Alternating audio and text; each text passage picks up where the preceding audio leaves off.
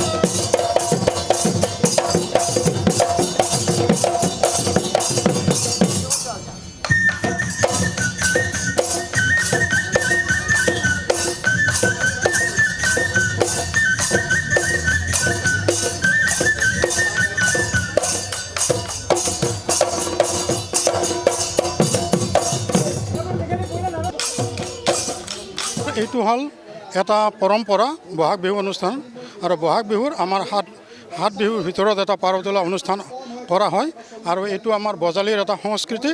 এই সংস্কৃতিৰ ওপৰত আমি আমাৰ এটা গুৱাহাটীত আমি গোটেই বজালীবাসী যিখিনি বসবাস কৰে সেই গুৱাহাটীবাসী আমি এখন বজালীয়া সমাজ হিচাপে এটা আমি অনুষ্ঠান এটা গঢ় দিছোঁ আৰু এই বজালীবাসীৰ মানুহৰ মাজত এটা সদ্ভাৱ আৰু বজালীবাসীৰ মানুহৰ সংস্কৃতি সাহিত্য এইবিলাক বৃদ্ধিৰ কাৰণে এইটো আমাৰ অনুষ্ঠান এটা গঢ় দিয়া হৈছিলে আৰু সেই উদ্দেশ্য আগত ৰাখি আমি বজালীবাসী গুৱাহাটী সমাজে বজালীবাসী গুৱাহাটী সমাজে আজি এই অনুষ্ঠানটো আমি পাৰ তোলা অনুষ্ঠানটো আৰম্ভ কৰিছোঁ।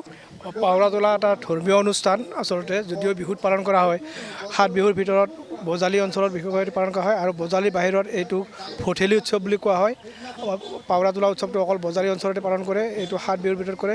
দুডাল বাঁহত বিভিন্ন ধৰণৰ ৰঙীন কাপোৰ পিন্ধাই এডাল আহঁত গছ বা বট গছত এডাল উঠাই দিয়া হয় আৰু এই গছ বাঁহ দুডালত এডালক পাৰ্বতী আৰু এডালক শিৱ বুলি গণ্য কৰা হয় আৰু তেখেতসকলক পূজা পাতল কৰি আগবঢ়াই আনি বাঁহডাল উত্তোলন কৰা হয়।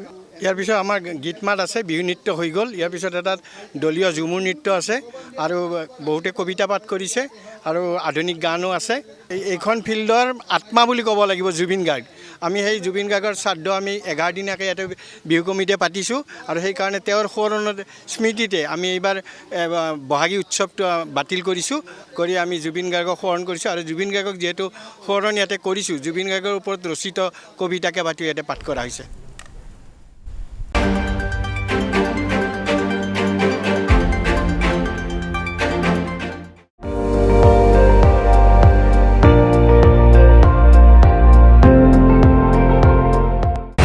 আপুনি চাই আছে ND24, সৰ্বশ্ৰেষ্ঠ নহয় সৰ্বোত্তমৰ দৌৰা।